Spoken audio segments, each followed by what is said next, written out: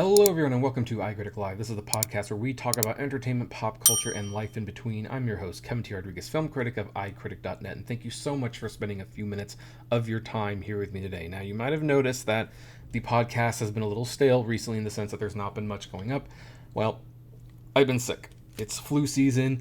The flu shot is one of the few vaccines that I absolutely cannot get because of a sickness I got when I was a kid. So, there's been a little bit of not fun torment stuff going on back scenes. But hey, I am back, and let's talk about this absolutely depressing scenario with Looney Tunes, which has led some people to ask, is Warner Brothers going to sell the Looney Tunes characters? Because they pretty clearly don't care about them anymore. Now, technically, this story kind of almost goes back to when Coyote versus Acme was shelved. Now, I've done several podcast episodes on that. I even had one of the actors from the movie on the show, so feel free to check that out. It was a very good conversation. But Coyote versus Acme was a hybrid movie with animation and live action in which Wile E. Coyote sues the Acme Corporation for their products being defective because they've never actually resulted in him catching the Roadrunner. Now, the movie was finished.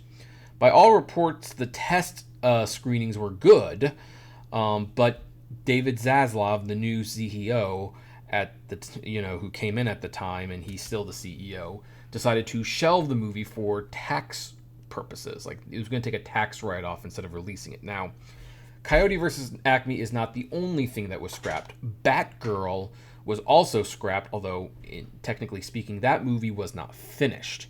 There was still a lot of money to be put into that project, so technically they didn't shelve a finished product. And they also scrapped a Scooby-Doo special that was technically not finished, but by the time the order came in to scrap it, the last few things that needed to be done, the music and the sound and stuff like that, were already paid for, so they finished it anyway. So that was completely finished, but you could argue semantics, the order didn't come in quite early enough. Well, Coyote vs. Acme was finished, and they decided not to release it, and that created a lot of problems, not only for Looney Tune fans, but actors and directors and stuff who were now a little concerned about, hey, what's going to happen if I make a movie with Warner Brothers? Are they going to just scrap my movie if they want a tax write-off? And so this was like a really big thing, and they still have not released it. There's a lot of stuff that's going on with the story afterwards, but basically we're still waiting to see it. Well, one of the movies that they had also finished and made was something called The Day the Earth Blew Up, a Looney Tunes movie, which starred Daffy Duck and Porky Pig, who basically are trying to save the world from aliens who are using gum, yes, chewing gum, to zombify the world. I mean, it's a ridiculous premise, but then this is Looney Tunes. These are the guys who figured out how to make a movie about playing basketball with Michael Jordan, so of course the concept's going to be a little silly. Now, the movie was not very expensive. It was like $15 million. It was going to go straight to HBO Max, but basically financially didn't make a lot of sense to do that, and they were also going to write that off as an expense. But Ketchup Entertainment picked up the rights to the movie, and as a result, we got to see it this weekend in theaters. Now, they were showing some screenings last year to try to get the movie nominated for the Academy Award for Best Animated Feature Film. That didn't work out, but the movie is here, and I actually saw it twice this weekend, believe it or not. And I can say it was a very funny, very charming thing. Now, I'm not going to go so far as to say, oh, it also had a dash of heart and stuff. No. In fact, I kind of wish that the movie had not attempted to have any heart, because it's so silly, so goofy, that whenever they try to be just a little bit serious, it's like, okay, you're slowing everything down. Like, this is, like, I'm not taking this concept seriously, and neither should you. So that's kind of my review on it. The review is on my Letterboxd page, and it will be on my iCritic page. I give it 3.5 stars out of 5. I think that's more than fair, and I would definitely recommend you see it, especially for families who may have already seen Paddington in Peru. It's a very good family movie to see. I don't know how many people are going to do that, especially with Snow White opening this weekend, but there you go.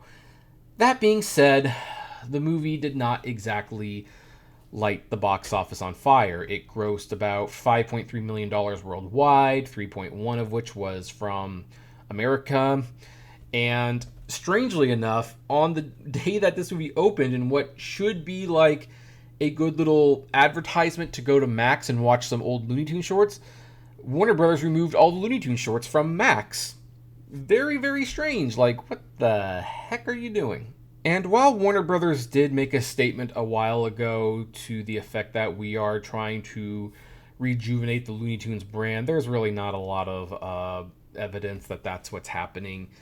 And because of all this, the way that Warner Brothers seems to almost be intentionally sabotaging the Looney Tunes, it's brought up the question, well, is Warner Brothers going to sell the Looney Tunes franchise? Now, this is a big leap to make, if I'm being perfectly frank. I know this movie did not do well, but you have to keep in mind Warner Brothers no longer owns a stake in this movie. They sold the distribution rights. Whether this movie did well or not, that is kind of a moot point. Warner Brothers does not actually partake in the success of this movie. Them pulling the Looney Tunes shorts off of Max on the weekend of this movie opening definitely seems like self-sabotage or pettiness, but it also might just be bad timing. There were also reports that the movie would be pulled from theaters on Wednesday after just 6 days. Folks, that's not going to happen, but it will lose screens. A movie does not make $3.1 million over the weekend and keep over 2,000 screens. It just doesn't. It's going to lose about 1,000 screens or so. So go see it while your theater still has it for sure, but it's not getting pulled after 6 days. At the same time, all of this just has created a picture that Warner Brothers doesn't care, and so you start seeing influencers like Sean in Orlando saying like, well, I bet you Looney Tunes will sell it, and you know Disney's going to buy it. Guys, let me tell you something right now. Warner Brothers is not going to sell the Looney Tunes. Now, it is true that David Zaslav has no love for the characters. I don't think there's really anyone right there outside of Jerry Beck and the Warner Archive collection that cares about Looney Tunes. By the way, Warner Archive collection, they have a bunch of Blu-ray releases of a bunch of these Looney Tunes shorts. They're releasing more. Buy them on Blu-ray, support physical media, support the Looney Tunes, and then you don't have to worry about Max putting these shorts on their streaming service. But anyway, I think that department's the only department that cares about Looney Tunes. It's true. But I don't think they would ever sell the Looney Tunes for a couple of reasons. One, the Looney Tunes are core to the Warner Brothers brand. They hold value like Batman and Superman, and to maybe a lesser extent Harry Potter. When people think of Warner Brothers, they think of Looney Tunes. That does have value to it. But here's the other thing. I don't think David Zaslav would want to sell the Looney Tunes and have, Universal, NBC, Paramount, or especially Disney own the characters and basically make the characters successful again. Because that's one of the reasons why I believe Coyote vs. Acme was never properly sold. It's that old adage, well, it's better for people to think you're a fool than know you are one. I mean, Warner Brothers may have been pretty convinced that, hey, Coyote vs. Acme is not going to make money, so we're going to bury it and get a tax write-off. Well, if they sell it to someone else and the movie becomes a hit, then people know that they made the wrong call. It's better to have people think that maybe you're a fool, because we don't know for sure if the movie would have done well or not. I think that's the same kind of situation here. Like, Zaslav would not want a Disney to come in, buy the characters, and then make a new movie and have it be wildly successful or something along those lines. Like, that would just look extremely bad on the company.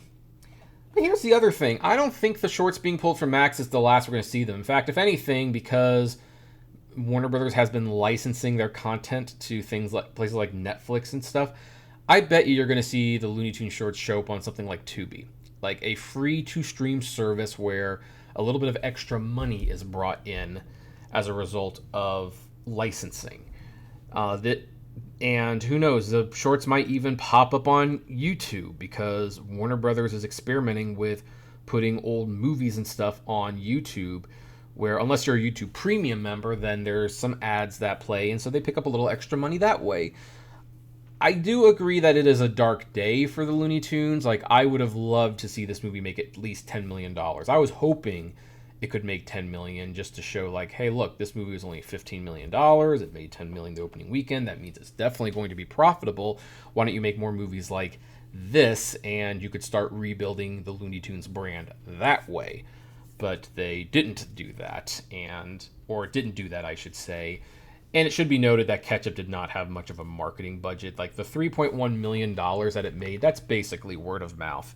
That's basically people who knew that the movie was coming out and they went to see it, and they took their friends if they had some. I took my friends the second time to see it, but they didn't have the money to put like a bunch of billboards up or a bunch of commercials.